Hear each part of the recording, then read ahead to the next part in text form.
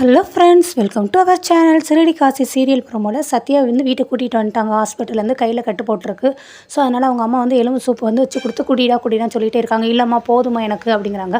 இல்லைடா நீ இந்த மாதிரி நேரத்தில் எல்லாம் சத்தானதாக சாப்பிடணும், அப்படின்னா தான் கை எலும்பு வந்து சீக்கிரமாக ஜாயிண்ட் ஆகும் அப்படின்னு சொல்லி அவருக்கு வந்து ஸ்பூன் வச்சு ஊட்டிக்கிட்டே இருக்காங்க. ஆனாலும் ரொம்ப அவங்க அம்மா அழுகுறாங்க.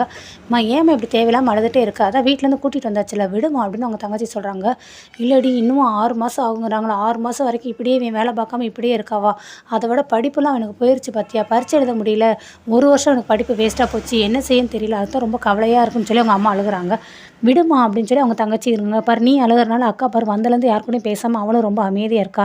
அக்கா உனக்கு போய் நான் காஃபி கொண்டுட்டு வரட்டுமா அப்படின்னு சொல்லி தங்கச்சி கேட்குறாங்க மீனா பார்த்து. இல்லை எனக்கு அதெல்லாம் வேண்டாம் அப்படிங்கிறாங்க. ஆனால் அவங்க பேசிகிட்டு இருக்கும்போது கரெக்டாக அவங்க மாமனார் உள்ளே வந்துடுறாரு அண்ணாமலை. மாமா வாங்க அப்படின்னு சொல்லி மீனா கூப்பிட்டு சிக்கமாக சேர் போட்டு உட்காரச்சு குடிக்க தண்ணியும் கொண்டு வந்து கொடுக்குறாங்க. தாங்க மாமா நீங்கள் மட்டும் தனியாக வந்தீங்க, எதுக்கு மாமா இவ்வளோ தூரம் அலையிறீங்கன்னு. இல்லைம்மா இருக்கட்டும், நான் சத்யா பார்த்துட்டு போகலான்னு வந்தேன். என்ன சத்யா இப்போ கை பரவாயில்லையா அப்படிங்கிறாங்க. பரவாயில்ல மாமா அப்படிங்கிறாங்க. உட்கார சத்யா இருக்கட்டும் அப்படின்னு சொல்லி சொல்கிறாங்க. எனக்கு என்ன சொல்லி சமாதானப்படுத்தவே தெரியல அப்படின்னு சொல்லி அவங்க அம்மா கிட்ட வந்து பேசுகிறாங்க. இல்லைண்ணே எனக்கு மற்ற யாராவது சேர்ந்தா கூட நேரம் உண்டுலன்னு நான் கேட்பேன், மாப்பிள்ளையே இப்படி பண்ணிட்டாருமே எனக்கு ரொம்ப சங்கடமாக இருக்குது. மாப்பிள்ளை வந்து என்னோடய சொந்த பையனை என்னோடய மூத்த மகனே நாங்கள் நினச்சிட்டு இருக்கோம். அவர் போனதுக்கப்புறம் இப்போ தான் நாங்கள் மனசு கொஞ்சம் சந்தோஷமாக மீனாவை கோயிலுக்கெல்லாம் கூட்டிகிட்டு வந்து தாலிலாம் கட்டினார். ஸோ அதை வச்சு மீனா மேலே ரொம்ப அக்கறையாக இருக்காருன்னு ரொம்ப சந்தோஷப்பட்டோம். ஆனால் இப்போ எனக்கு ரொம்ப பயமாக இருக்குது, என் பையனோட கையை இப்படி உடச்சிட்டாரு, அடுத்து என் பொண்ணோட வாழ்க்கை வந்து ரொம்ப பாதுகாப்பானதாக இருக்குமான்னு சொல்லி எனக்கு ரொம்ப பயமாக இருக்குது. அவருக்கு எந்த மாதிரி நேரத்தில் எந்த குணம் வரும்னு சொல்லி புரிஞ்சுக்கிடவே முடியல. திடீர்னு கோத்தில் அடுத்தீங்க என் பொண்ணு எதுவும் அடிச்சிருவாரு, என் பொண்ணு கையை காலை முடிச்சிருவாருன்னு சொல்லி அப்படிலாம் பயமாக இருக்குது அப்படின்னு சொல்லி சொல்கிறாங்க. எங்கள் குடும்பத்துக்கும் ரொம்ப ஆணிவேராக இருந்தது இவன் தான். அவர் போனதுக்கப்புறம் இவன் தான் எங்கள் குடும்பத்தில் நல்லா பார்த்துக்கிட்டான். நல்லா படிக்கவும் செய்கிறான், சாயங்காலம் ஈவினிங் டைம் இப்போ பார்ட் டைம் ஜாப்லாம் போகிறான், நல்லா தான் இருக்கான். இவன் எந்த வம்புத்தும்புக்கும் போனான், இவன் ஏதாவது தப்பு செஞ்சால் இவன் அடைக்கலாம், என்ன வேணாலும் பண்ணலாம், ஆனால் இவன் எதுவுமே தப்பே செய்யலையே அப்படின்னு சொல்லி அவங்க அம்மா சொல்லி ரொம்ப புலம்புறாங்க. ஆனால் அண்ணாமலை சொல்கிறார், முத்து வந்து அப்படி யாரையும் அவ்வளோ சீக்கிரத்தில் அடிக்க மாட்டான், அவன் முன்கோபம் உள்ளவன் தான், முரட்டத்தான உள்ளவன் தான், ஆனால் நியாயமான இடத்துல தான் அவன் சண்டை போடுவானே தவிர, நீ யாராவது தப்பு பண்ணால் தான் அவன் அடிச்சுப்பாங்க தவிர, மற்றபடி அவன் எவ்வளோ சீக்கிரத்தில் யாரும் அடிக்க மாட்டான்.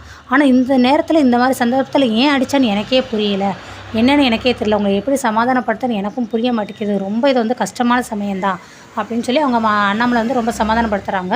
ஏன்ப்பா சத்யா வேறு ஏதாவது நீ உங்களுக்கும் அவனுக்கு ஏதாவது வேறு ஏதாவது பிரச்சனையா, வேறு ஏதாவது நீ செஞ்சிட்டியா அப்படிங்கிறாங்க. இல்லை மாமா அப்படிலாம் ஒன்றும் கிடையாதுன்னு சொல்லி சத்யா சொல்கிறாரு. ஆமாண்ணே ஏழைகள்னா உங்களுக்கு சுகமாக தான் இருக்கும் அப்படின்னு சொல்லி அவங்க அம்மா ரொம்ப ஃபீல் ஆகுறாங்க. ஏழைகளுக்கு ஒரே ஒரு அச்சாணி படிப்பு தான், அந்த படிப்பையும் என் வகையினை வந்து பாழாக்கிட்டாரு, படிக்க விடாமல் ஆக்கிட்டாங்க, டெஸ்ட்டு வேணாலும் எழுத முடியலன்னு சொல்லி பயங்கரமாக புலம்புறாங்க. எல்லாம் ரொம்ப கவலையாக இருக்காங்க. ஆனால் அண்ணாமலை வந்துட்டு இந்த காசு வந்து உங்களுக்கு ஒரு உதவியாக இருக்கும், நிறைய செலவாயிருக்கும் அப்படிங்கிறாங்க. இல்லைம்மா அதெல்லாம் வேண்டாம் அப்படின்னு மீனாவும் சொல்கிறாங்க. இல்லைம்மா நிறைய செலவாயிருக்கும், ஹாஸ்பிட்டல் செலவு அது நிறையா இருக்கும், இந்த மாதிரி நேரத்தில் எனக்கு சத்தான ஆகாரம் கொடுத்தா என்னோடய உடம்பை தேற்றணும், அதனால் மறுக்காமல் வாங்கிக்கோங்க அப்படிங்கிறாங்க. ஆனால் அவங்க அம்மா வந்துட்டு இல்லைண்ணே என் பிள்ளைகளுக்கு சம்பாதிச்சு போடுற அளவுக்கு என் உடம்புல தெம்பு இருக்குது, நான் பார்த்துக்கிடுவேன், எனக்கு அந்த காசு வேண்டாம் அப்படிங்கிறாங்க. சரி இவர் ரொம்ப மனசு கஷ்டப்பட்டு எனக்கு எப்படி உங்களை ஆறுதல் சொல்லி சமாதானப்படுத்தனே தெரில, என் பையன் செஞ்ச தப்புக்காக நான் அவங்கக்கிட்ட மன்னிப்பு கேட்டுக்கிறேன் அப்படிங்கிறாங்க. ஐயோ மாமா எதுக்கு நீங்களாம் மன்னிப்பு கேட்டுட்டு, அதெல்லாம் ஒன்றும் இல்லைண்ணே, இல்லை அவன் செஞ்சது தப்பு, அது உங்களை ரொம்ப பாதிச்சிருக்கு, நீங்கள் வந்து அவனை வந்து ரொம்ப திட்டியிருப்பீங்க, ஸோ அந்த ஒரு இதுக்காக நான் கண்டிப்பாக மன்னிப்பு கேட்கணும், மன்னிச்சிருங்கன்னு சொல்லி மன்னிப்பு கேட்டுட்டு இந்த ரூபா அப்படிங்கிறாங்க. இல்லைண்ணே வேண்டான்ட்டு அவர் ரூபா வாங்கலை அவங்க அம்மாவும். சரி நீ நான் கிளம்புறேன், இல்லை மாமா நான் வேணா கூட வரேன், நீ இல்லைம்மா பரவாயில்ல நீ இருந்து பொறுமையாக உன் தம்பியை பார்த்துட்டு வா, நான் முன்னாடி போகிறேன்ட்டு அவங்க கிளம்பிடுறாங்க. அவங்க மீனாவும் சென்டப் பண்ணி விட்டுறாங்க. நெக்ஸ்ட் இங்கே ஹோட்டலில் கட்டுறாங்க. மனோஜ் இருக்காரு. ஐயோ வேணும் அப்படின்னு சொல்லி அந்த மொட்டை ஃப்ரெண்டை பார்த்து பார்க்கில் ஒரு ஃப்ரெண்ட்ஷிப் பிடிச்சார்ல அந்த ஃப்ரெண்டு வராரு. சரின்ட்டு இவர் வந்து பின்னாடி வந்து மனோஜ் ஒன்று அப்படியா இங்கே யார் அப்படி இல்லையே அப்படின்னு சொல்லி குரலை மாற்றி பேசுகிறாரு. ஏய் மனோஜ் பார்த்தியா, என்கிட்டயே அல்வா கொடுக்க பார்த்தியா, எனக்கே டிமிக்கி கொடுக்க பார்த்தியா அப்படின்ட்டு. இல்லைண்ணே உனக்கு வட்டி காசு கொடுக்கணும்னு நினச்சிட்டே இருந்தேனே, அப்படியா அப்பையும் அவன் ஃபோன் எப்போ பார்த்தாலும் நாட் ரீச்சபிள் வருது, என் நம்பரே பிளாக் பண்ணிட்ட பார்த்தியா, இல்லை இங்கே டவர் கிடைக்காது அப்படின்னு மனோஜ் சொல்கிறாரு. அப்போ பகலில் தான் கிடைக்காது, நைட்டுமா கிடைக்காது, நைட்டு தான் வீட்டுக்கு போயிருவியா, இல்லை உட்காந்து இங்கே மாவாட்டிக்கிட்டு இருக்கியா, நைட்டு போட்டால் நாட் ரீச்சபிள்னு வருது, என் நம்பரை எல்லாம் பிளாக் பண்ணிட்டேன், எனக்கே அல்வா கொடுக்குற பார்த்தியா, ஆமாம் நீ பொண்டாட்டிக்கே அல்வா கொடுத்தவன் தானே வேலைக்கு போகாமல் பார்க்கில் படுத்து, சரி வா இந்த இதுக்கு உனக்கு ஏதாவது தண்ணீர் கொடுக்க என்ன பண்ணலாம் அப்படின்ட்டு சென்னு உட்கார வச்சு உங்கள் ஹோட்டலில் என்ன ஸ்பெஷல் அப்படிங்கும் எல்லா இது ஆனியன் தோசை ஊத்தாப்ப தோசைன்னு, டேய் அதை கூட ஸ்பீடாக சொல்ல மாட்டியாடா, அப்படி என்னடா நீ வேலை பார்க்குற, எல்லாத்துலையும் ஒரு ஐட்டம் கொண்டுட்டு வாங்க, நல்லா அமுக்கு முக்கிறாரு. இப்போ என்ன பண்ணுற நீ எல்லா ஐட்டத்துலையும் இன்னொரு ரவுண்டு அப்படின்னு சொல்லி, இன்னொரு ரவுண்டா அப்படிங்கிறாங்க.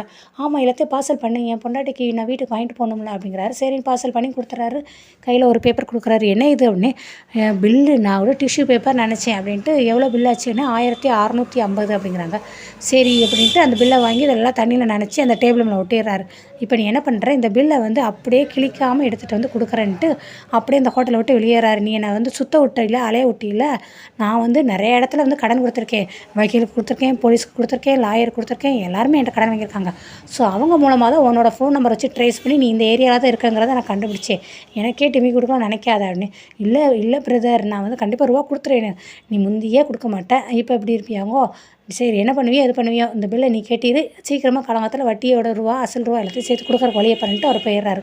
ஹோட்டல் ஓனர் பார்க்குறாரு, பில்லுன்னு என் ஃப்ரெண்டை கட்டிடுவாப்பில்ல அப்படிங்கிறாங்க. அவர் பில்லை வந்து ரூபா வந்து அந்த நேக்காக எடுக்கிறாரு, அந்த பில்லு வந்து கிளியாமல். என்ன பண்ணிகிட்ருக்க அப்படின்னு ஹோட்டல்கார் வந்து கேட்கவும், இல்லை பில்லு வந்து கிளியாமல் எடுக்கிறேன். ஆமாம், யார் இவன் இந்த தீங்கிறேன்னு? என் ஃப்ரெண்டு தான் அவனே, உன்னை ஏற்கனவே வேலைக்கு சேர்க்கும் போது சொல்லியிருக்கேல, தெரிஞ்சவங்க ஃப்ரெண்டு யார் வந்து சாப்பிட விடக்கூடாதுன்னு. இந்த தீனி இருக்கேன், இப்போ பில்லை யார் கட்டுறது? நீ கட்டுறதா சொல்லிட்டு போயிருக்கானே. இல்லைண்ணே நானே கட்டிடுறேன். அது சரி, பில்லை கட்டிடு அப்படின்னு சொல்லி ஒரு ஓனரும் போயிறாரு. வீடை கட்டுறாங்க, நம்மளை படுத்துருக்காரு. என்னங்க நான் சொல்ல சீக்கிரமாக ரூபா எடுத்துகிட்டு போனீங்க, அந்த வீட்டுக்கு எல்லா ரூபாயும் கொண்டு போய் கொடுத்துட்டிங்களா? வாங்கிட்டு இன்னும் ரூபா எதுவும் வேணும்னு சொல்லியிருக்கீங்களா அப்படிங்கிறாங்க. நீ நினைக்கிற அளவுக்கு இல்லை சம்மந்தி அம்மா, அதுலேருந்து ஒரு ரூபா கூட வேணான்னு சொல்லிட்டாங்க. அவங்களோட உதவிக்கு நான் உதவி செய்ய முடியலையே, தேவைக்குங்கும் போது எனக்கு தான் கஷ்டமாக இருக்குது, அந்த குடும்பத்துக்கு என்னால் உதவி செய்ய முடியலேன்னு இவங்க ரொம்ப ஃபீல் பண்ணிகிட்ருக்காங்க.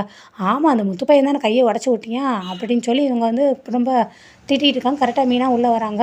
மாமா எங்கள் அம்மா அப்படி பேசுனதுக்காக நான் மன்னிப்பு கேட்டுக்கிறேன் மாமா அப்படிங்கிறாங்க. இல்லைம்மா அதெல்லாம் ஒன்றும் இல்லைண்ணே. என்ன பேசுனீங்க? என் வீட்டுக்காரர் என்ன ரொம்ப அவமானப்படுத்தி பேசி அவரை அனுப்பிவிட்டிங்களா? என்னடி அப்படி உங்கள் ஆத்தாக்காரி பேசுனா, உங்கள் அம்மா என்ன பேசுனான்னு சொல்லி பயங்கரமாக கோவப்படுறாங்க. ஆனால் இவங்க வந்து சைலண்ட்டாக இருக்காங்க. விஜயா நீ பேசாமல் இரு.